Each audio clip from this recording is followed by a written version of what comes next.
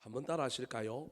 지혜로운 자가 되라. 지혜로운 자가 되라. 자, 사도 바울이 고린도 교회에 분쟁이 있다라고 하는 소문을 듣고 편지를 써서 그들의 화평과 그들의 믿음의 성장과 성숙을 도모하고 있는 내용을 기록하고 있는 것이 고린도전서라고 하는 성경입니다.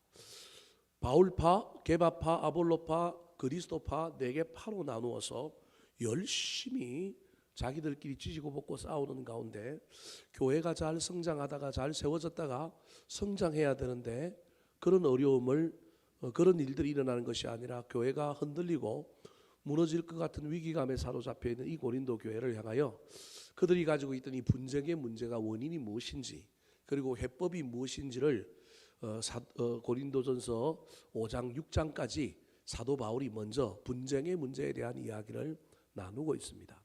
지난주까지 그 분쟁에 대한 원인과 해결책을 4가지 그림으로 소개한다고 그랬습니다. 첫 번째가 무슨 그림이었어요? 집인데 어린아이가 있고 어른이 있다. 그런데 어린아이는 젖을 먹고 어른은 뭘 먹는다고요? 그래서 밥을 먹는 어른이 되어야 되는데 젖을 먹고 있는 아이들이 많아서 싸움이 일어났다는 거예요. 두 번째 그림은 어떤 그림이냐면 밭에 대한 그림인데 밭은 여러 작물을 심을 때 혼자 감당하지 못하고 두세 사람이 붙어서 해야 될 뿐만 아니라 밭에는 다양한 작물이 물론 한 종류의 작물이 있기도 하지만 다양한 작물이 있는데 그것만 봐도 밭은 동력이라는 경쟁하는 것이 아니라 때로는 선한 경쟁도 하지만 동력해야 되는데 아볼로와 바울과 게바, 베드로는 다 동력하는 사람들인데 너희들이 이 동력하는 사람들을 너희가 어떻게 우두머리로 세워놓고 싸우게 만드느냐. 우리는 물 주고 심고 서로 동력했는데 왜 우리를 따른다고 하면서 너희들은 그렇게 싸우느냐. 경쟁이 아니라 뭐 하라고요? 동력하라. 밭의 그림을 가지고 말씀했습니다. 세 번째가 건축물의 비유를 들면서 고린도 교회 너희들 교회가 건축물은 터가 중요한데 누구 터 위에 세워지고 있느냐. 예수 그리스도 터 위에 세워져야 하는데 지금 무슨 터 위에 세우느냐 하면 내가 보기 너희들 바울 터 위에 세우고 게바 터 위에 세우고 아볼로 터 위에 세우는데 잘못됐다. 뿐만 아니라 터 위에 건물을 세울 뿐만 아니라 재료를 좋은 재료를 써야 되는데 불타 없어버리는 나무, 집 이런 걸 갖고 하면 안 되고 금, 은, 보물로 교회를 건축해야 되는데 너희들이 지금 찢고 볶고 싸우는 걸 보니까 너희들이 지금 헌신, 봉사, 섬김, 나눔, 사랑 이런 좋은 재료로 지금 고린도 교회를 짓고 있는 것이 아니라 너희들이 지금 엉뚱한 재료로 지금 짓고 있다. 더 나아가서 보이는 건물 교회뿐만 아니라 그 교회는 누구로 구성되어 있느냐 하면 각자라고 하는 개인의 교회가 구성되어지는데 내가 보니 고린도 교회가 흔들리고 문제가 있는 거 보니까 고린도 교회뿐만 아니라 누구도 문제냐 하면 각자의 교회도 문제가 있는 것 같다. 너희들의 신앙을 지켜가지고 너희들이 거룩한 성전으로 살아라. 그래서 4가지 그림의 마지막은 성전 그림. 집 그리고 밭 그리고 건물 세 번째가 성전 그림을 통하여 지금 고린도 교회가 어떻게 돼가고 있는지를 설명하는 거예요. 오늘은 그 마지막으로 오늘은 그림이 아니라 그 마지막으로 무엇에 대하여 이야기하고 있느냐 하면 이런 일이 일어난 것은 최초의 복음을 전했던 사도 바울이나 베드로나 또는 아볼로의 문제가 아니라 그들 밑에서 배웠던 사람들이 처음에는 하나님께로부터 오는 지혜를 받았지만 그 지혜를 가지고 교회에서 그들이 지도자가 되어서 그들이 많은 교회의 일들을 할 때 받은 지혜, 하나님께로부터 받은 은혜를 가지고 교회를 운영하고 교회를 이끌지 않고 무슨 지혜가 들어왔느냐 하면 세상의 지혜가 들어왔다라는 거예요. 조금 이따가 제가 설명하겠지만 세상의 지혜가 교회에 들어오는 게 나쁜 건 아닙니다. 그런데 그래도 주는 하나님께로부터 받은 지혜가 주된 지혜여야 하고 그 지혜를 가지고 세상의 지혜를 어떤 것을 차용할 것인가, 어떤 것을 도움을 받을 것인가, 어떻게 연합할 것인가 이걸 결정해야 되는데 이 사도 바울과 게바와 즉 베드로와 아볼로 이후에 그들이 세워놓았던 또 다른 교회의 지도자들이 하나님이 주신 지혜는 없고 무슨 지혜만 가지고 있느냐 하면 세상의 지혜만 가지고 교회를 운영하다 보니 교회가 지금 싸운다라는 거예요. 그래서 진짜 지혜, 참 지혜를 가진 사람들, 특별히 교회 안에 세워진 직분자들, 중간 지도자들은 반드시 하나님께로부터 받은 지혜, 알고 보면 그게 사실은 은혜인 거예요. 하나님의 은혜가 그들 가운데 있어서 그 은혜가 우리에게 알려주는 지혜. 야고보서 1장 5절에 보면 후히 주시고 꾸짖지 아니하시는 하나님께 지혜가 부족하거든 뭐하라고요? 구하라. 그래서 교회 안에 세워진 지도자들은 반드시 세상 것을 교회 안으로 다 갖고 들어오면 안 되는 거예요. 세상 것을 교회 안으로 갖고 들어와서 때로는 어떤 건 활용하기도 해야 되지만 반드시 우리의 지혜의 원천은 어디 거여야 되느냐 하면 하늘로부터 난 지혜, 하늘로부터 온 지혜.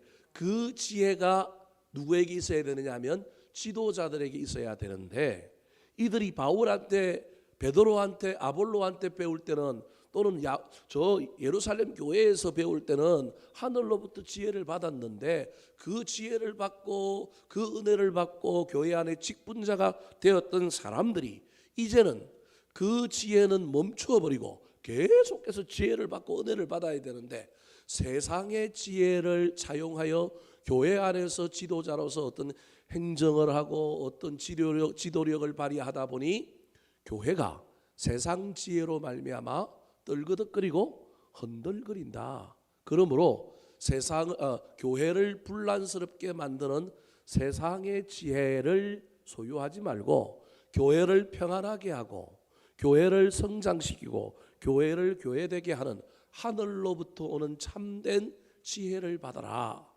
그래서 참된 지혜자들이 되어라. 그렇게 말하고 있는 것이 오늘 본문의 내용입니다. 자, 그렇다면 분쟁을 만드는 지도자가 아니라 분쟁을 해결하고 합평케 하고 공동체를 성장시키고 성숙시키는 지혜로운 자가 되기 위해서는 어떻게 해야 될까요? 첫 번째입니다. 따라 하시겠습니다. 자신을 속이지 않는 사람. 자신을 속이지 않는 사람. 자, 분쟁을 만드는 것이 아니라 평안을 만들고 성장과 성숙을 도모하는 지혜로운 사람. 사도 바울이 지금 고린도 교회 4개 파의 수장들과 그 4개 파에서 열심히 일하고 있는 교회의 직분자들, 훗날 고린도 교회를 이끌어갈 그 속에서 지도자가 나올 수밖에 없는 그 사람들에게 향하여 뭐라고 하냐면 스스로 뭐 하지 말라고요? 속이지 말라는 거예요. 자, 18절 말씀 같이 한번 읽어볼까요? 18절입니다. 시작. 아무도 자신을 속이지 말라. 너희 중에 누구든지 이 세상에서 지혜 있는 줄로 생각하거든 어리석은 자가 되라. 그리하여야 지혜로운 자가 되리라. 자, 아무도 자신을 속이지 말라 그렇게 이야기하면서 아무도 자신을 속이지 말라라고 하는 이 말 뒤에 자신을 속이는 사람, 그 사람이 어떤 사람이냐 하면 이 세상에서 뭐가 있는 줄로 생각하는 사람이라고요? 지혜가 있는 줄로 생각하는 사람. 다르게 얘기하면 교회 안에 있는데도 불구하고 이 사람이 뭐라고 생각하면 난 지혜가 있어, 난 괜찮은 사람이야, 이 정도까지라도 괜찮을 수 있는, 여기서 지나치면 이제 교만이 되는 거예요.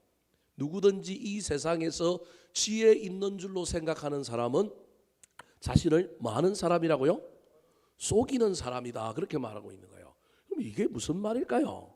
자신을 속인다라고 하는 것은 내 안에 내 속에 뭐가 있는지 알매도 불구하고 겉과 속이 다르게 말하고 행동하는 사람. 그 사람이 자신을 뭐 하는 사람이에요? 속이는 사람이에요. 그러니까 지금 교회 안에 4개 파의 지도자들 또는 그 지도자 이하에서 그 파들을 이끌고 있는 소위 말하는 교회 안의 중직자에 해당되는 사람들을 향하여 너희들은 스스로 속이는 사람이다. 사도 바울이 경고하는 거예요. 왜 스스로 속이는 사람이라고 말하느냐 하면 너희들 안에 있어야 할 건 없고 없을 것이 있는데도 불구하고 너희들은 그걸 알매도 불구하고 스스로 속여서 있는데 없는 것처럼 하고 없는데 있는 것처럼 한다라는 거예요. 중심을 보시는 하나님이 딱 보면 있어야 할 것이 없고 없어야 할 것이 딱 그 안에 있는데 자기들이 교회 안에 직분을 받았고 중직자가 되고 어떤 파벌을 이끌다 보니 그 속에서 자기들이 신앙이 꽤 좋은 것처럼 아주 똑똑한 것처럼 하나님의 직통 계시를 받아서 하나님이 나한테 꿈으로 성경 말씀으로 나한테 무엇을 얘기해 주셔서 나는 하나님과 가까이 있는 사람이요 나는 하나님의 지혜가 있는 사람이라고 자기 자신을 좀 더 포장하고 있는 사람, 그걸 신약의 용어로 예수님 당시의 용어로 이야기하면 외식이고요, 성경 전체의 이야기를 하면 교만인 거예요. 저 아무도 자신을 속이지 말라라고 할 때 이 바울 사도가 그리스도인들 중에 속이지 말아야 할 가장 중요한 건 뭐냐면 나는 뭐라는 거예요? 죄인이라는 거예요. 내가 지금 목사가 되었어도 나는 죄인입니다. 내가 지금 교회 안에 직분을 받았어도 나는 뭐라고요? 죄인입니다. 그 말은 목사가 되어도 성도들과 처음 믿은 사람과 동일하게 맨날 죄의 문제와 욕망의 문제와 욕구의 문제와 나의 허위와 인정받고 싶고 자랑받고 싶어하는 욕구와 싸워야 하는 죄인인 거예요. 비록 제가 여러분 앞에 양복을 입고 거룩하게 오늘도 하나님의 말씀을 전하고 있지만 저와 여러분의 본질은 뭐라는 거예요? 죄인이라는 거예요. 내가 지도청이 되어서 직분을 받아서 있지만 내가 죄인이라는 걸 잊어버리는 순간 그 사람은 외식하게 되고 교만하게 되고 나의 본질, 나의 정체성을 잊어버리고 자기 자신을 스스로 뭐 하는 거예요? 속이는 거예요. 속이려고 하면 거짓말을 하나 하면 그 거짓말이 진짜가 되게 만들려고 또 다른 거짓말을 3개 이상 해야 되는 것처럼 저와 여러분이 우리 자신이 있는 걸 그냥 까놓고 얘기하고 부족한데 난 열심히 노력하려고 애를 쓴다, 같이 해보자 이러면 될 텐데 나는 이미 다 통과해서 내가 경험해봐서 내 말 들으면 돼 라고 말하는 순간에 우리는 우리 자신의 본질인 자기 자신이 죄인이라고 하는 것을 속이고 있는 거예요. 그러니까 교회 안에 있는 지도자들 중에 고린도 교회 지도자들 중에 바울이 딱 보기에 이 겸손 속에서 자기가 죄인이라고 하는 이 본질을 붙들고 그 속에서 성장을 추구하고 성숙을 추구하고 그래서 내가 직분을 받았다 할지라도 저와 여러분이 예수를 수십 년 믿어도 여러분 죄송한 이야기지만 수십 년 믿어도 시험 딱 한 번 들면 여러분 저와 여러분이 누구랑 똑같으냐면 예수 처음 믿은 사람하고 똑같아진다니까요. 저와 여러분이 삐끗 뭔가 하면 영적으로 문제가 생기면 내가 아무리 목사 아니라 목사 할아버지라 할지라도 그 순간에 우리는 영적으로는 나락에 떨어져서 누구랑 똑같으냐 하면 초신자랑 똑같은 거예요. 수준이. 이해가 잘 안 되십니까? 여러분 이해가 되실 날이 오실 거예요. 이게 저와 여러분이 본질이라는 거예요. 본질이 우리 본질이 그렇다는 거예요. 내가 계속해서 칼바위 능선을 타고 신앙의 오르막을 향하여 올라갈 수만 있으면 얼마나 좋을까요? 근데 우리는 자꾸 떨어지는 사람들이는 거예요. 중요한 건 떨어질 때마다 일어설 수 있는 힘이 어디서 오느냐 하면 나한테서 오는 게 아니에요. 내가 겸손하고 내가 죄인임을 인정할 때 위로부터 부어주시는 은혜와 거기에 합하여 내 힘을 보태서 또 넘어지고 일어나고 넘어지고 일어나고 하는 거예요. 어쩌면 예수를 처음 믿은 사람, 교회에 대해서 별로 모르고 예수에 대해서도 모르고 성경에 대해서도 모르고 신앙생활이 뭔지도 모르지만 그래도 이 처음 믿는 사람이 어떤 측면에서 보면 나의 신앙에 아주 밑바닥에 있을 때가 이 사람보다 못할 때도 있을 수 있다라는 거예요. 여러분 그걸 인정하시기 바랍니다. 그래야만이 저와 여러분이 겸손해질 수 있습니다. 목사인 저도요 때로는 아내랑 심각하게 싸우고 나면 여러분 저도 신앙이 엉망이 돼서 그 순간에는 지금 밑바닥에 있는 거예요. 물론 우리가 연차가 있고 신앙생활을 오래 하고 성숙을 조금씩 경험한 사람은 회복이 되어서 고무줄이 늘어났다가 줄어드는 것처럼 빨리 또 높은 경지로 갈 수는 있습니다. 그럼에도 불구하고 저와 여러분이 어느 순간 악한 마귀가 나를 뒤흔들면 내 인생 앞에 어떤 큰 어려움이 왔고 나를 뒤흔들면 나도 모르는 사이에 내 신앙은 나락으로 떨어져서 초신자나 다름없거나 훨씬 더 못할 지경에 떨어질 수 있는 존재라고 하는 것을 잊어버리면 안 됩니다. 이것이 저와 여러분을 빨리 복원하게 만들고 빨리 회복하게 만들고 저와 여러분을 겸손하게 만드는 거예요. 그래서 우리는 날마다 올랐다가 떨어졌다가 날마다 올랐다가 떨어졌다 하는 존재입니다. 남들 보기에 그게 안 보여서 저 사람은 신앙이 늘 좋은 것처럼 보이지만 하나님 눈에는 다 베일까요? 안 보일까요? 예, 다 보입니다. 여러분 이걸 저와 여러분이 기억해야 합니다. 그래서 난 예수를 오래 믿었어. 난 신앙이 좋아. 난 교회 안에서 그래도 나 참 괜찮은 사람이야. 맞아요. 여러분 뭐 주식하는 사람 알겠지만 주식이 여러분 오르락내리락 하지만 그래도 어떤 지수가 있어서 그 지수의 그 평균값을 내거나 그 지수의 어떤 분을 보면 아 이게 우상향이다. 이게 나오잖아요. 그래서 우리 신앙이 달려가기는 하지만 그럼에도 불구하고 우리 신앙이 올라가긴 하지만 우리 신앙이 때로는 어떤 한 지점에 현미경을 갖고 딱 보면 저와 여러분의 신앙이 어디에 있다고요? 바닥에 있다니까요. 그걸 저와 여러분이 인정해야 되고 어떻게 하면 이 바닥에 있는 기간을 짧게 할 것이냐. 복원력을 저와 여러분이 얼마나 빨리 키워서 빨리 복원하여 또 우리의 신앙의 경지 평균값으로 올라가서 또 성장시킬 것이냐.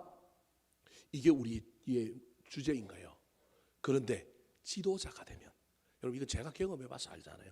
지도자가 되면 내가 떨어졌다, 내가 힘들다, 내가 어렵다 이런 말을 잘 못하는 거예요. 권위가 떨어질까 봐 또는 그런 이야기를 하면 다른 사람이 흔들릴까 봐. 그럼에도 불구하고 하나님은 아시죠. 이영기 목사가 얼마나 많은 부침 속에서 왔다 갔다 하면서 인격이 무너지고 신앙이 무너지고 그러면서도 또다시 회복하고 가는지 그걸 아는 사람이 여러분 다른 사람을 잘 이해할 수 있는 거예요.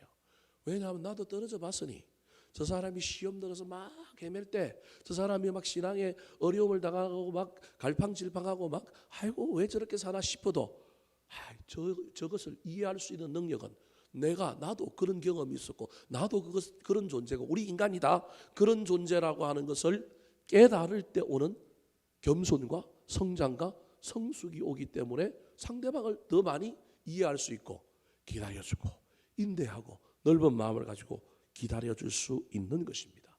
18절 말씀을 다시 한번 보여주실까요? 그래서 18절에 뭐라고 얘기했냐면 아무도 자신을 속이지 말라. 너희 중에 누구든지 이 세상에서 지혜 있는 줄로 생각하거든.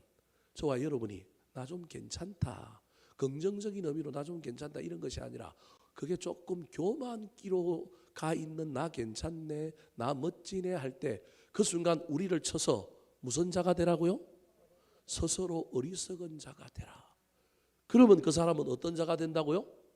지혜로운 자가 된다는 거예요. 여러분 잘 기억하셔야 합니다. 우리는 영 죽을 수밖에 없는 죄인입니다. 저와 여러분이 지금은 멋진 존재인 것 같지만 하나님께서는 약한 자인 우리를 선택하셔서 강한 자를 뭐하게 하려고요? 부끄럽게 하려고 세워주셨는데 우리가 개구리가 되고 난 다음에 올챙이 시절을 잃어버리면 안 됩니다. 이번에 세워질 귀한 일꾼들이 이 말을 좀 잘 기억했으면 좋겠습니다. 내가 신앙생활을 잘해서 이 직분을 받았다고 생각하지 마시고요. 직분 받고 나면 더 넓어지고 더 성숙하고 그랬으면 좋겠습니다. 그래서 예전에는 내가 품이 좀 작았다고 한다면 품을 넓히고 내가 좀 내 주장을 많이 했다고 한다면 조금 덜하고 더 많은 사람들을 좀 품을 주고 애를 써야 합니다. 특별히 저와 여러분이 우리의 신앙의 자아상을 잘 살펴보는 가운데 나한테 교만이 좀 나타나려고 하거나 내가 좀 우쭐대거나 내가 조금 그럴 때 스스로 무슨 자가 되라고요? 어리석은 자가 되려고 애를 쓰시기 바랍니다. 내가 우쭐하려고 하는데 그걸 알고도 속이지 말고 그래서 그걸 그대로 내버려 두지 말고 저와 여러분이 자신을 속이는 자가 되면 안 되고 그때일수록 저와 여러분이 뭐 해야 되느냐 하면 나를 낮추어야 합니다.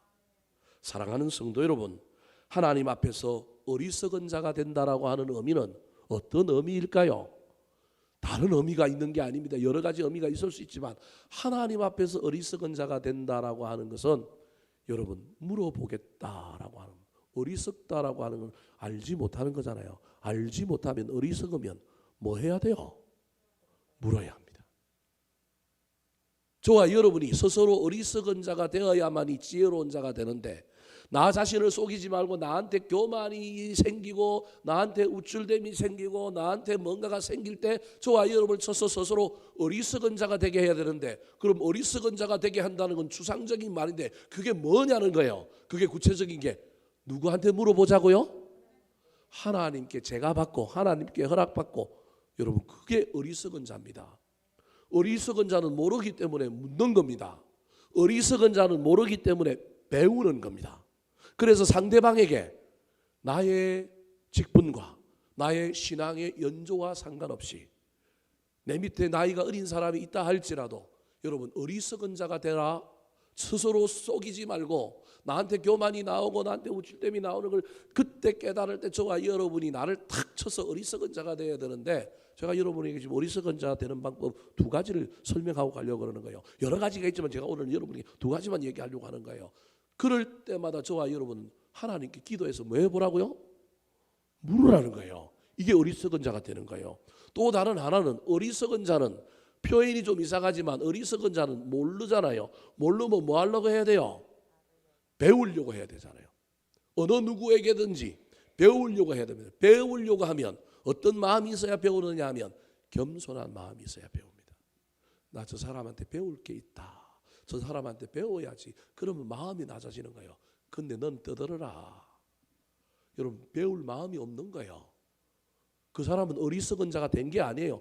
어리석은 자가 되어야 지금 바울 사도가 하나님의 계시를 받아서 저와 여러분에게 말하고 있는 것이 뭐냐 하면 어리석은 자가 되어야 무슨 자가 된다고요?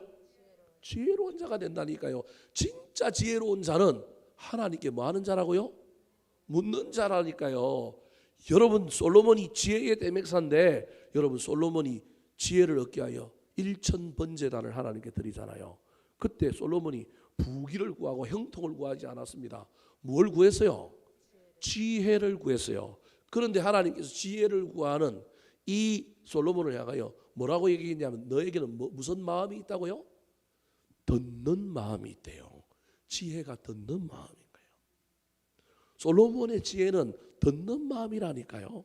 그래서 저와 여러분이 어리석은 자가 됨으로 말미암아 지혜로운 자가 되기 위하여 저와 여러분의 교만을, 나한테 있는 제약을, 나한테 있는 다른 것을 스스로 속이지 말고 저와 여러분이 나를 쳐서 어리석은 자로 낮춰야 되는데, 어리석은 자가 되는 훈련 두 가지. 하나는 뭐라고요? 하나님께 묻는 거예요. 기도하는 거라니까요. 물어야 된다니까요. 두 번째로 뭐 하는 거라고요? 배우려고 상대방에게 뭐 하는 거라고요? 듣는 거라니까요. 절대 교만하면, 내가 우위에 있다고 생각하면 상대방의 이야기를 귀담아 듣지 않고 뭐 하려고 하느냐 하면 훈계하려고 합니다. 제가 이게 도사예요. 목사 해보니까 그래요. 이게 도사예요. 교인이 와서 무슨 얘기를 하면 잘 듣고 앉아 있어야 되는데 시간이 없으니까 빨리 뭐 해서 보내야 돼요. 빨리 해답을 해줘서 보내야 되는 거예요. 지금 해답을 받으러 온 게 아니라 뭐 하러 왔느냐면 하소연 하러 왔는데 하소연을 안 들어주고 시간이 없고 설교 준비도 해야 되고 또 무슨 일도 있으니까 그 자리에 대놓고 정답 이야기하고 이거 하시오 하고 끝내버리는 거예요. 그러니까 마음이 안 통하는 거예요. 이게 알면서도 안 되는 게 이 목사의 숙명입니다. 여러분 제가 이런 우를 범하고 있는 거예요. 내가 우위에 있다고 생각하니까 신앙적으로 영적으로 내가 우위에 있다고 생각하니까 상대방의 말을 듣는 게 아니라 자꾸 내가 말을 하여 뭘 주려고 그러냐면 해답을 주려고 그러는 거예요. 그런데 진짜 어리석은 자는 뭐 하는 사람이라고요? 듣고 배우는 사람이라니까요. 묻는 사람이라니까요. 잘 기억하시기 바랍니다. 교회 안에 분쟁을 만드는 것이 아니라 평화를 만드는 지혜로운 사람, 자기를 속이지 않고 무슨 자가 되는 거라고요? 어리석은 자가. 내 안에 교만이 나타날 때 여러분 알고 있음에도 불구하고 그냥 대충 넘어가지 말고 속이지 말고 나를 쳐서 무슨 자의 자리에 가라고요? 어리석은 자의 자리에 가시기 바랍니다. 그 어리석은 자의 자리에 가는 두 가지 방법, 여러분 물어라. 그 다음에 뭐 하라고요? 들어라. 들어야만이 뭐 한다고요? 배워서 내가 무슨 자가 된다고요? 지혜로운 자가 되는 거예요. 설교하는 저도 힘들어요. 왜냐 잘 못 지키니까. 그럼에도 불구하고 여러분 저와 여러분이 이걸 잘 기억하여 지혜로운 자가 되시기를, 가정 안에서도 교회 안에서도 저와 여러분이 속한 공동체에서도 그런 사람이 될 수 있게 되기를 예수님의 이름으로 축원합니다. 두 번째, 지혜로운 자가 되기 위해서는 어떻게 해야 될까요? 따라 하시겠습니다. 세상 지혜를 어리석게 여기는 자. 세상 지혜를 어리석게 여기는 자. 자, 자신을 속이지 말고 어리석은 자가 되자. 이게 첫 번째였어요. 그 어리석은 자가 되는 방법 두 가지인데 하나는 묻는 거고 하나는 뭐 하는 거냐면 듣는 거라 그랬습니다. 근데 특별히 저와 여러분이 어리석은 자가 되려고 할 때 세 번째 어리석은 자가 되는 것 중에 하나가 세상적인 지혜를 어리석게 여기려고 애를 써야 합니다. 저와 여러분이 교회를 다니지만 세상에서 여러분 교육을 받았고 세상에서 경험이 있고 세상에서 어떤 포지션이 있고 내가 세상에서 어떤 공동체를 경험을 해봤고 저와 여러분이 세상의 경험이 많이 있는 거예요. 근데 그 경험을 어디로 갖고 들어온다고요? 교회로 가지고 들어오는 거예요. 이 세상 지혜를 가능하면 저와 여러분이 어떻게 하려고 애를 써야 되느냐 하면 어리석은 지혜다, 지혜가 아니다라고 말하는 게 아니고 어리석은 지혜다라고 여기려고 애를 써야 되는 거예요. 그러면 저와 여러분이 어떤 사람이 된다고요? 지혜로운 사람이 된다는 거예요. 오해하지 말고 들으십시오. 19절을 먼저 읽고 제가 이 문제에 대해서 여러분에게 설명을 좀 하도록 하겠습니다. 19절 시작. 이 세상 지혜는 하나님께 어리석은 것이니 기록된 바 하나님은 지혜 있는 자들로 하여금 자기 꾀에 빠지게 하시느니라 하였고. 합동적 교회에서는 이 목사님을 이야기하면 거의 이단으로 취급하는데요. 우리 통합적 교회에서는 아주 현대 목회의 신학의 아버지와 아주 유명한 그 목회자들의 서성과 같은 독일의 칼 바르트라고 하는 목사님이 있습니다. 이 칼 바르트라고 하는 목사님이 무슨 말을 했느냐 하면 목사는 한 손에는 뭘 들어야 하느냐면 성경을 들어야 하고 한 손에는 뭘 들어야 하느냐 하면 신문을 들어야 한다고 얘기했습니다. 얼마나 멋진 말인지 모릅니다. 저 지금 19절하고 지금 매치가 안 되는데요. 여러분이 지금 이야기할 거예요. 목회자는 성경만 알면 안 되고 인문학을 알아야 되고 시대를 알아야 되고 어떻게 하면 이 세상이 돌아가는지 이 세상 속에 어떻게 하면 하나님의 공의를 나타내고 하나님의 복음을 전할 것인지 교회를 운영함에 있어서 또 우리가 모르고 우리가 배워야 할 것 어떤 것이 있는지 그래서 늘 성경도 한 손에 들고 있어야 되지만 한 손에는 뭘 들고 있어야 된다고요? 신문을 들고. 그렇다고 지금부터 여러분 집에 가서 신문 들고 있으라는 얘기가 아니라 성경이 영적인 것이라고 한다면 신문은 세상의 어떤 지혜 세상의 그 어떤 것을 대표하는 거라고 할 수 있는 거예요. 그러니까 목사도 목회를 하면서 여러분 세상적인 지식을 모르면 큰일 나는 거예요. 그래서 저도 의도적으로 목회와 관련되어 있는 신학적인 책 7권, 10권 중에 7권을 읽으면 세상 책을 3권을 읽으려고 애를 쓰고요. 제 자체가 아주 논리적이고 메마른 사람이기 때문에 가능하면 시, 소설, 수필 그걸 3권 중에 하나를 읽으려고 애를 씁니다. 지금은 이제 다 무너져서 한 2, 3년 안에 2, 3년 전부터 제가 책 읽는 게 많이 무너져 버려가지고 문제인데 이걸 다시 회복해야 되는데 여하튼 저는 예전에는 1년에 책을 아무리 못 읽어도 50권 정도는 읽었습니다. 최소. 더 많이 읽었더니 1년에 한 150권도 읽었고요.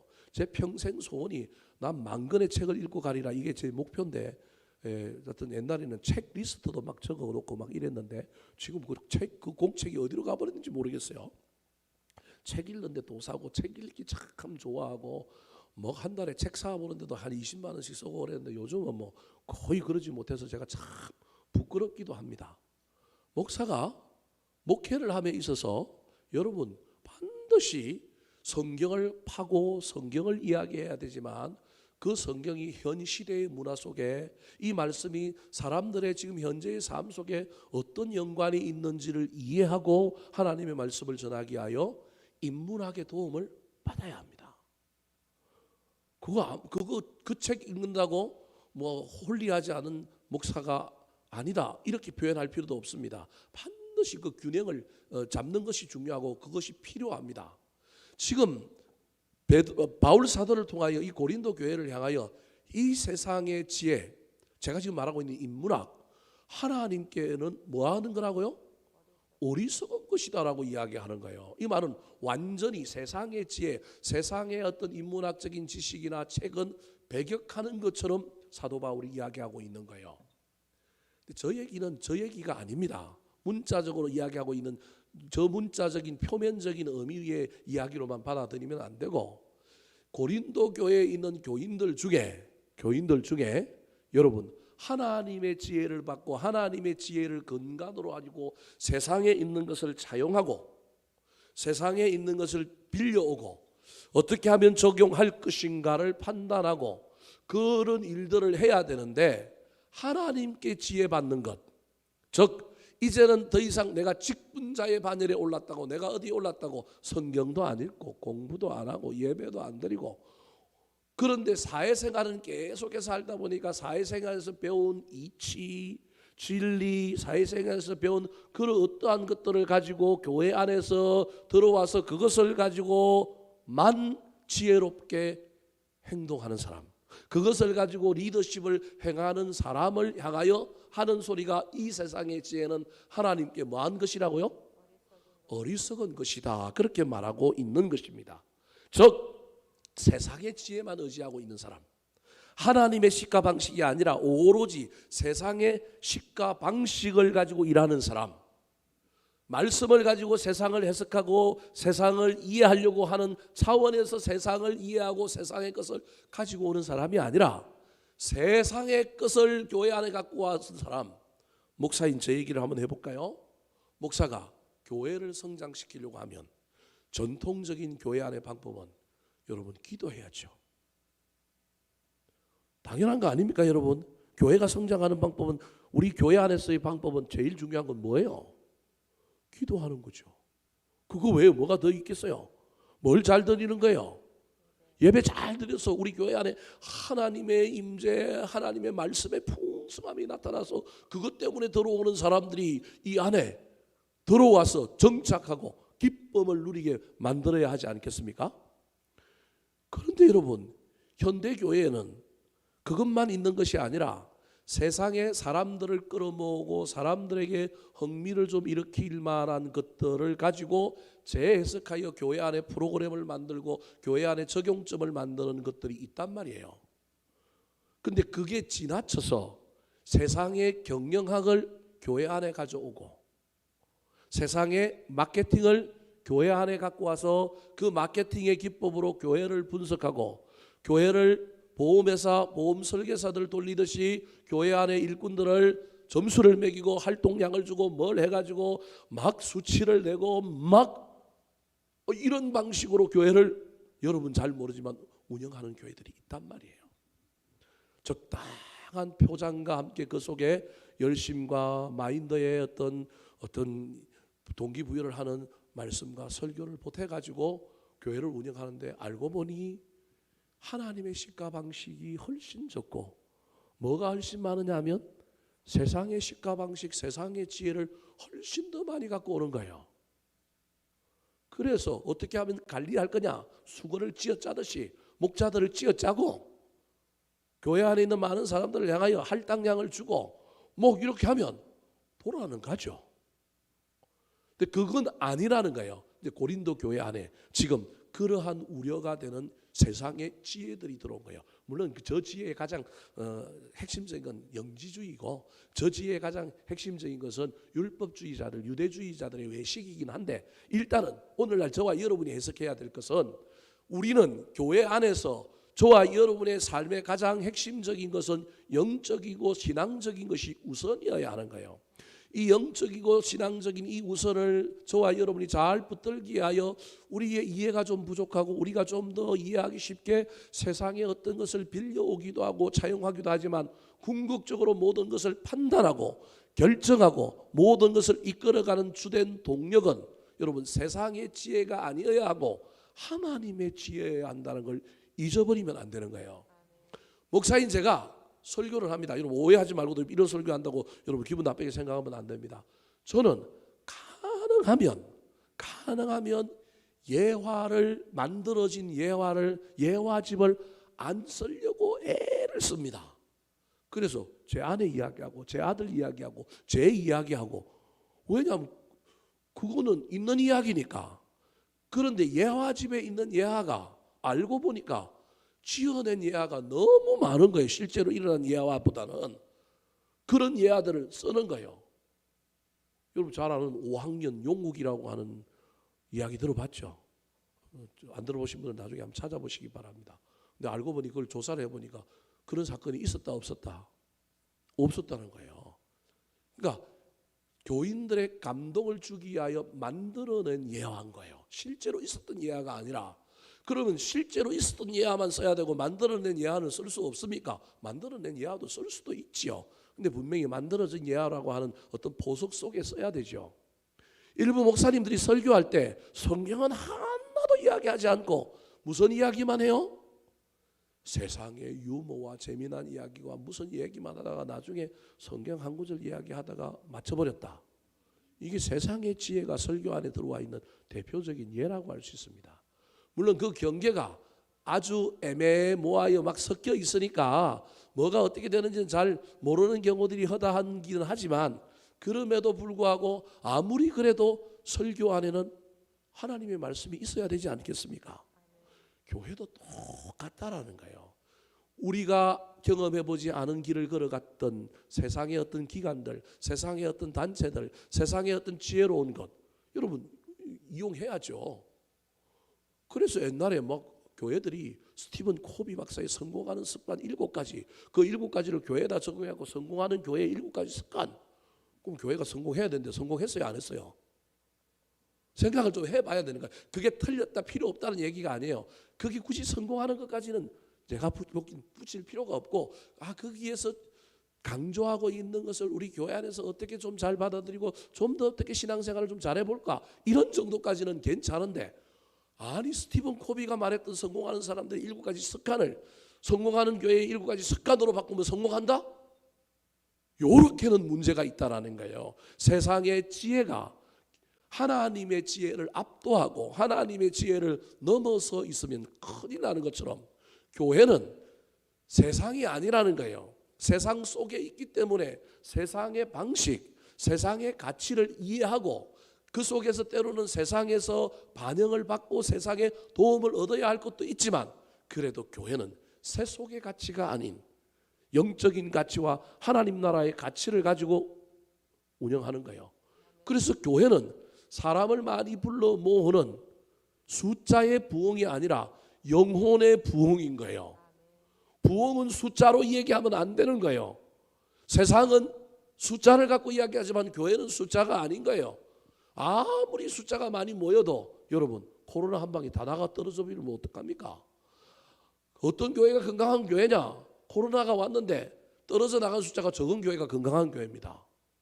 그 교회를 하나님이 기뻐하시는 거예요. 어떻게 하면 각자 개인이 신앙적으로 하나님을 더 가까이 할 거냐? 물론 규모도 어느 정도 필요하고 그 규모가 성장과 성숙 내실을 기하는 데 상관관계가 있습니다. 경제가 성장이 일어나야 또 복지도 이루어지는 것처럼 동일한 연관관계가 있지만, 그럼에도 불구하고 교회가 붙들어야 할 가치가 만약에 복지다 그러면 복지를 붙들어야 되는 거예요. 교회가 영혼 구원이다 그러면 우리는 영혼 구원을 붙드는 것이 올바른 가치인 거예요. 근데 그게 아니라 세속의 가치들이 교회 안에 들어오기 시작하면 그때부터 문제가 생기는 거예요. 고린도 교회 안에 지도자들 중에 무엇을 훨씬 더 숭상하는 사람들이 있느냐 하면, 고린도 시내에서 고린도 도시가 있는 그 사이에 로마가 가지고 있던 가치, 법칙 이런 것들을 훨씬 더 받아들인 거예요. 그 받아들인 것 중에 하나가 색다른 영지주의인 거예요. 이 영지주의가 완전히 이단이 아니라 그 당시에 기독교의 색다른 버전, 기독교의 또 다른 고차원적인 버전으로 이해가 되는 거예요. 근데 알고 보니 그게 영지주의가 여러분 세상의 지혜란 말이에요. 하나님의 지혜가 아니란 말이에요. 근데 그게 교회를 들어와서 교회를 뒤집어 엎어 놓으려고 하는 이 이야기 속에서 사도 바울이 지금 말하고 있는 거예요. 지도자들은 세상의 지혜를 무엇으로 여겨야 한다고요? 어리석은 것으로 여겨야 한다. 어떤 경우에? 둘이 충돌할 때. 이해되십니까? 둘이 충돌할 때, 그리고 가장 우선적인 가치를 붙들어야 할 때는 세상의 지혜를, 세상의 가치를 어떤 것으로 여기자? 어리석은 것으로 여기자. 그래야만이 분쟁이 일어나는 것이 아니라 평화가 일어나고 하나님이 기뻐하시는 일이 일어난다는 거예요. 만약에 그러지 않으면 어떤 엮이는 어떤 문제가 생길까요? 자, 19절 20절 말씀을 다시 한번 읽어볼까요? 자, 19절 20절입니다. 시작.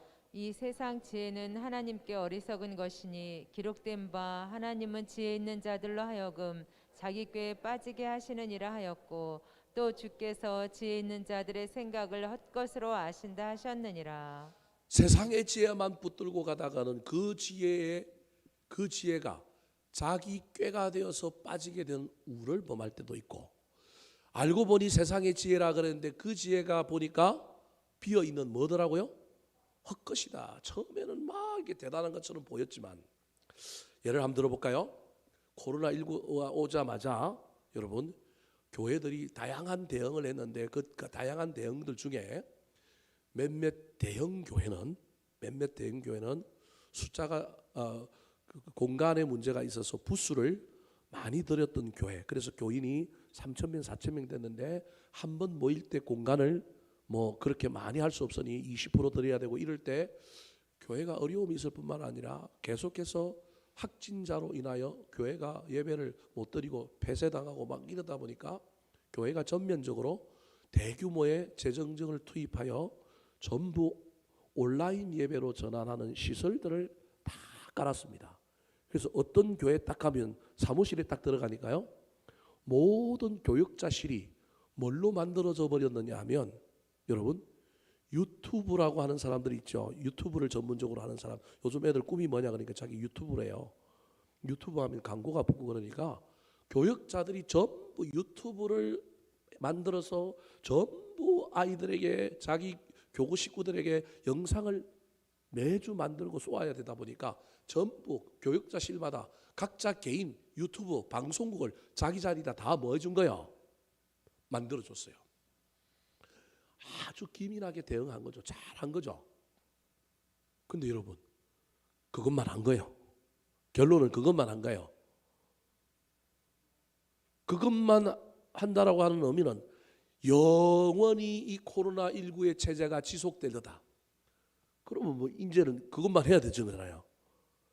그런데 이제 문제가 생겼습니다. 위드 코로나가 되기 시작하면서부터 교인들을 나오라고 그래야 되는데 갑자기 다른 교회들은 탄력적으로 온라인을 하기도 하고 오프라인을 하기도 하고 탄력적으로 왔다 갔다 하고 때로는 밀고 당기고 줄 당기기를 했어요. 줄 달리기를 하는 가운데 때로는 밀기도 하고 때로는 당기기도 하고 오프라인을 들었다가 온라인을 들었다가 나오라 그랬다고 푸시를 좀 했다가 또 상황이 어려우면 이렇게 했는데 이 교회는 전부 뭐만 했느냐 하면 온라인으로 드린 거예요. 근데 어느 날 이제 갑자기 위드 코로나로 가는 순간에 그렇게 체질이 박혀 있던 사람들한테 교회에 나오십시오 했더니 안 나오지는 않죠. 그래도 충성된 사람들이 있으니까 어땠을까요? 지금 엄청난 딜레마에 빠져 있어요. 딜레마에 빠져 있어요. 이걸 어떻게 해야 될까? 또 깨어있는 교회 중에 여러분 잘 모르지만 메타버스라고 하는 것이 있는데 이게 뭐냐면 가상의 공간 안에서 각각 집에서 어떤 가상 공간 안에 내 캐릭터가 들어와 갖고 뭘 하느냐 하면 수련회도 하고 강의도 듣고 막 이런 소위 말하는 가상 공간의 게임과 같은 어떤 공간들을 만들어 놓고 어떤 프로그램들을 진행한 거예요.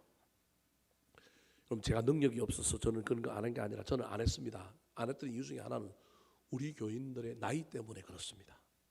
우리 교인들의 나이, 우리가 젊은 교회라고 한다면 저도 메타버스를 했을 거고요. 저도 막 온라인으로 줌으로 막 회의도 하고 막 줌으로 목장 모임도 하고 줌으로 성경 공부도 했을 겁니다. 근데 우리 교회 교인들은요, 그거 하면요, 제가 보기엔 이쪽에 있는 몇몇 사람들을 제외하고는 이쪽에 있는 사람들은 따라올 수 있을 것 같아요. 그죠? 여기도 한두 사람 따라올 수 있겠는데 나머지는 전부 입이 대빨이 나가고 이제부터 이제 막 어쩌라는 얘기냐. 그래서 여러분 잘 모르겠지만 저는 위험하긴 하지만 줄기차게 예배 드렸습니다. 여러분들 기억하실지 모르겠어요. 줄기차게 막 시청에서 구청에서 와서 때로는 막 엄포나도 저는 뭐 무조건 막 축구를 하고 오든 안 오든 그렇다고 막 너무 부담 주지 말고 저는 막 어떤 사람들은 또는 저한테 전화하기도 하고 목사님 위험한데 왜 자꾸 그러십니까? 그런 말을 들으면서 그래 위험하네 내가 한번 고민해 볼게. 그러고 눈 똑 질끈 감고 아니 그러다가 교회 안에 확진자가 늘어나고 막 그래 버리면 어떻게 하겠어요. 그래도 나는 막 교역자들만이라도 나와도 몇몇 사람이라도 나와도 뭐 한다고요? 예배한다. 뭐 그렇다고 해서 그러면 못 나오는 사람들을 위하여 배려하지 않은 것도 아니에요. 초창기에는 막 여러분 한 사람한테 개인적으로 다 카톡 보내갖고 링크 걸어주고 그걸 여러분 단체톡에서 걸면 얼마나 쉬워요. 그런데 여러분 11시, 10시에 9시 예배 끝나고 11시 예배 들어오기 전까지 제가 사무실에 앉아갖고 그 교육자들 시키지도 않고 목자들 시키지도 않고 제가 주일날은 실시간 예배 들어오라고 그걸 또 다 안 나오던 사람들한테 다 날려줬습니다.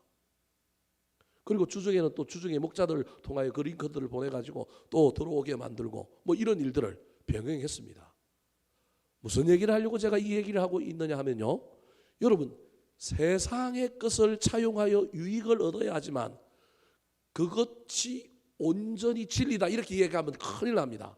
상황에 따라서 환경에 따라서 여러분 진리가 될 수도 있고 안 될 수도 있습니다.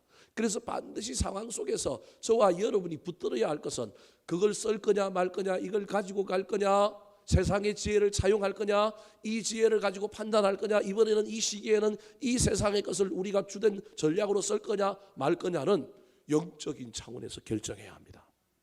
그때 우리가 하나님께 기도하고 하나님이 우리에게 주신 영적인 지혜를 가지고 세상의 지혜를 어떻게 쓸 것이냐. 그런데 두 개가 상충되어 부딪힐 때는 비록 이것이 더 효과적이고 이것이 돈이 덜 들고 세상의 지혜가 훨씬 더 그럴지라도 심각하게 교회의 정체성을 훼손하거나 교인을 많이 끌어모을 수 있는데 교회의 정체성을 훼손하거나 하나님께 영광이 안 되는, 세상적으로는 우리 교회를 돋보이게 할 수 있지만 그렇다 그러면 이 세상의 지혜는 가감하게 어리석은 것으로 뭐 해야 된다고요? 내려놓아야 합니다. 이 판별을 하는 것, 이 판단을 하는 게 어렵습니다.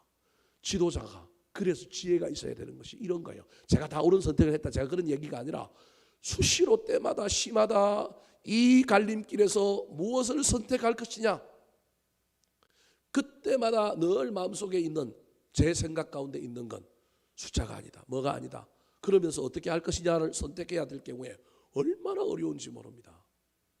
이번에도 6월 달에 광고하다가 제가 당회만 하고 광고를 안 하고 지금 있는 사업이 하나 있습니다. 6월 6, 7, 8 우리 남도 성지순례 가려고 당회에서는 언어를 했는데 여러분 방이 없습니다.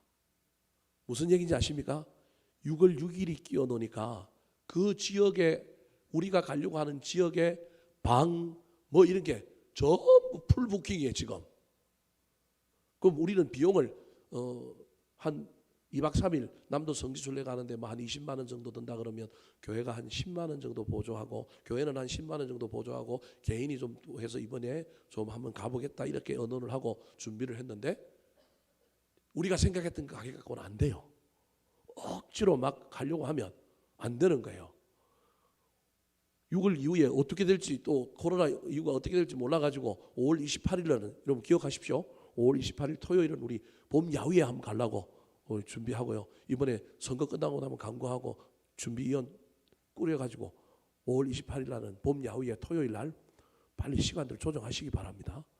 언제 또 야후에 갈지 안 갈지 모릅니다, 여러분. 세상이 어떻게 될지 몰라요.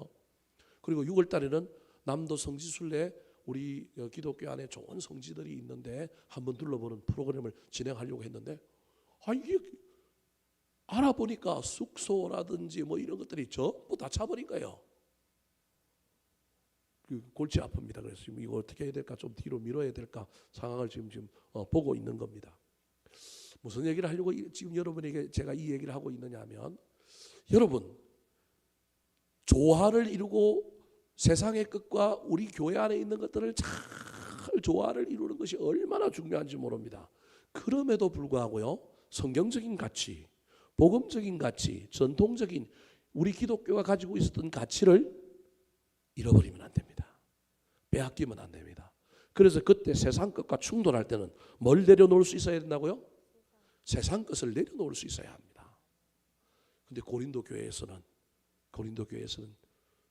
소위 말하는 목자에 해당되는 타벌의 지도자 되는 사람들이 무엇을 더 많이 숭상하고 무엇을 더 많이 주장하기 시작했느냐 하면 세상은 이러는데 왜 교회는 못 따라갑니까? 세상은 지금 이렇게 하고 있는데 왜 교회는 안 합니까? 늘 세상의 가치를 가지고 판단하는 이야기들 속에서 분란과 분파가 일어나는 겁니다. 사도 바울이 그것을 뭐 하라고요? 내려놓아라. 사랑하는 성도 여러분, 저와 여러분도 잘 분별하여 세상적인 지혜를 너무 경시하거나 너무 저와 여러분이 문을 닫을 필요는 없지만, 그럼에도 불구하고 세상적인 지혜만으로 교회를 판단하고 교회를 해석하고 이끌어가려고 하지 말고, 더디 가더라도 늦게 가더라도 교회가 가지고 있었던 가치, 복음의 가치, 신앙의 가치들을 잘 붙들고 나아가는 참 지혜자들이 되시기를 우리 구주 예수 그리스도의 이름으로 축원합니다. 마지막으로 고린도 교회 교인들을 향하여 지혜로운 사람이 되라고 사도 바울이 권면하고 있는데, 어떤 사람이 지혜로운 사람일까요? 분란과 분쟁을 만들지 않고 화목을 만드는 지혜로운 사람이 되려면 어떻게 해야 될까요? 따라 하시겠습니다. 사람을 자랑하지 않는 사람. 사람을 자랑하지 않는 사람. 자, 21절 말씀 같이 한번 읽어볼까요? 21절 시작. 그런즉 누구든지 사람을 자랑하지 말라. 만물이 다 너희 것임이라. 하나님을 자랑하고 복음을 자랑하고 교회를 자랑해야 되는데 누굴 자랑하느냐 하면 우리는 무슨 파다 하고 사람을 자랑하는 거예요. 근데 저기 보십시오. 사람을 자랑하지 말라 그러면서 이상한 말이 21절 마지막에 붙어 있어요. 만물이 다 뭐라고요? 너희 것입니다. 저 말이 왜 있을까요?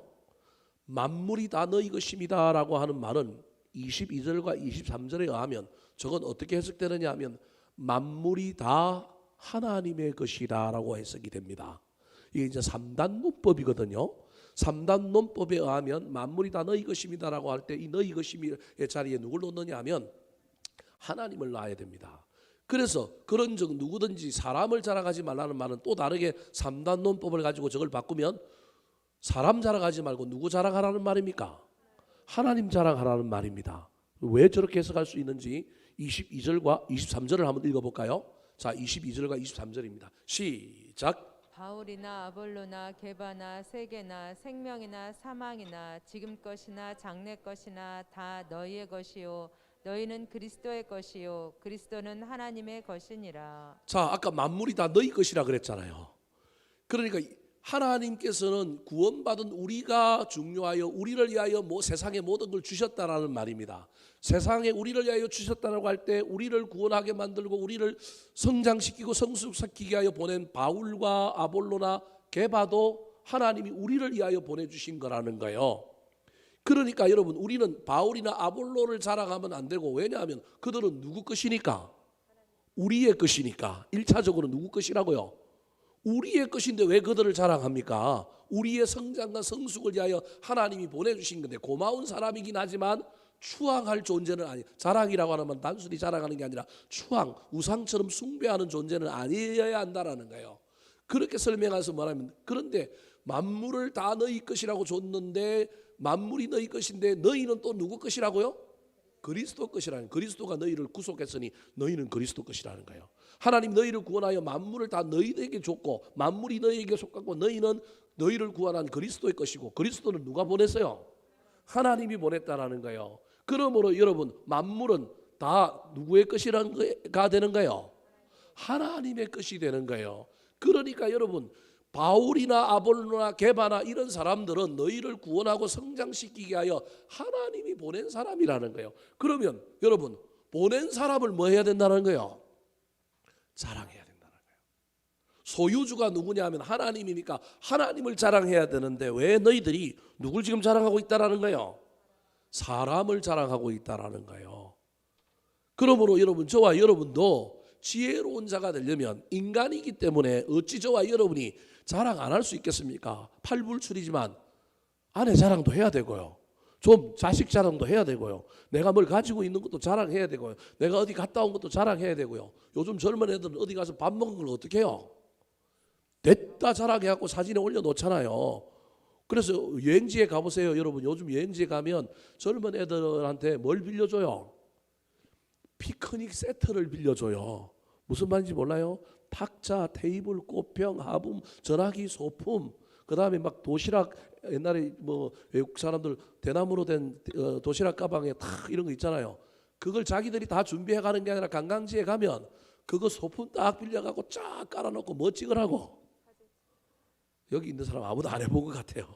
제가 다음에 한번 해보고 올게요. 그런 거 다 빌려주는 거예요. 그러면 그거 딱 깔아놓고 앉아갖고 뭐 찍는 거예요?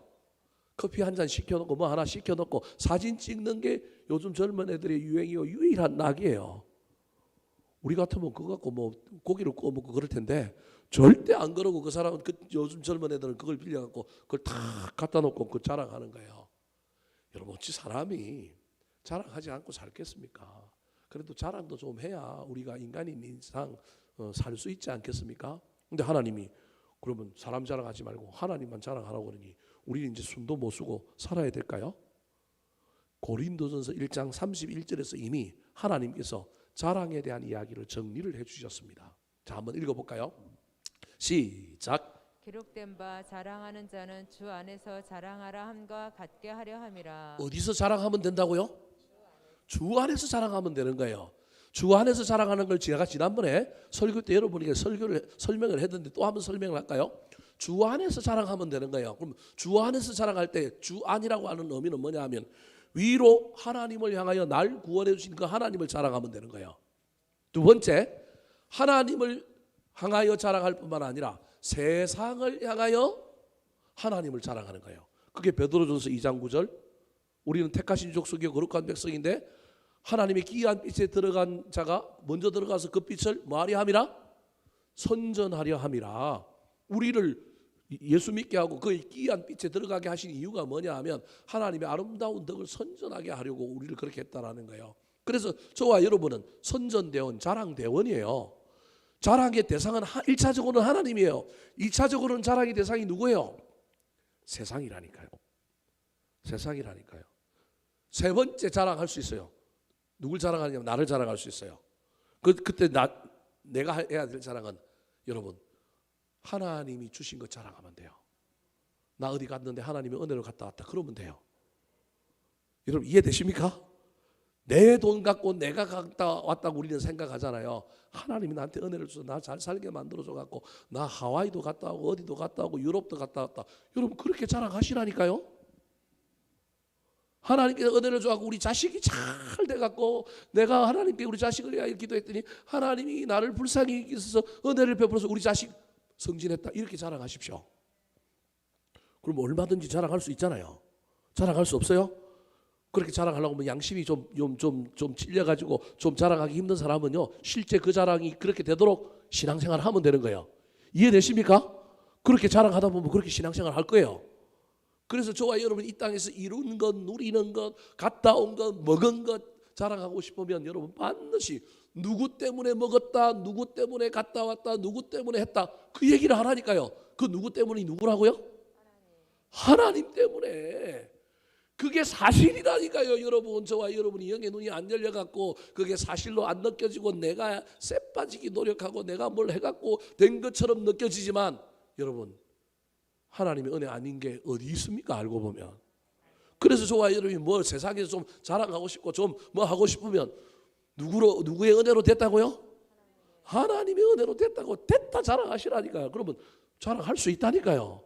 좀 미안하거나 좀 쪽팔리면 실제로 그렇게 살라고 애를 쓰면 되는 거고요. 그래서 1차적으로는 위로 하나님을 향하여 자랑하시기 바랍니다. 날 구원해 주신 하나님 감사합니다. 세상을 향하여 하나님을 자랑하십시오. 우리의 소소한 것들, 우리 인생에 내려주신 복과 뭐 이런 것들을 자랑할 때 누구 때문에 이런 일이 일어났다고요? 하나님 때문에 일어났다 자랑하십시오. 그러면 저와 여러분이 지혜로운 사람이 됩니다. 여러분 이렇게 저와 여러분이 하는데 죄송하지만 속에 없다고 할지라도 하나님을 그렇게 자랑하는데 하나님이 가만 보고 있다가 하나님이 기분 나빠하시겠어요? 좋아하시겠어요? 그리고 그걸 여러분 계속 하려고 해보십시오. 절대 그 마음 없이 그런 태도 없이 그런 생각 없이 그렇게 자랑 못할 거예요. 하다 보면 정말로 그렇게 살 가능성이 많아요.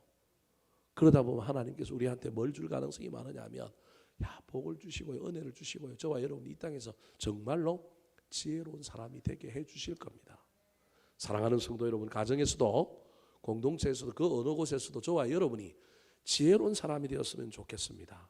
자신을 속이지 않고 나를 어리석은 자로 낮추는 겸손한 사람이 되어서 묻고 들으시기 바랍니다. 세상의 지혜와 하나님의 지혜가 충돌할 때 세상의 지혜 좀 내려놓고 가능하면 하나님의 지혜를 가지고 세상의 지혜를 이용할 것이냐 말 것이냐, 세상의 지혜 갖고 너무 막 우기지 마시고 가능하면 좀 내려놓으시기 바랍니다. 사람 자랑하지 말고 하나님 자랑할 때, 특별히 우리에게 받은 그 모든 은혜가 하나님 때문이라고 자랑할 때 저와 여러분이 진짜 그 자랑처럼 살 뿐만 아니라 그렇게 자랑하는 우리를 향하여 하나님께서 더 큰 은혜를 주시는 것을 경험하는 저와 여러분 되기를 예수님의 이름으로 축원합니다.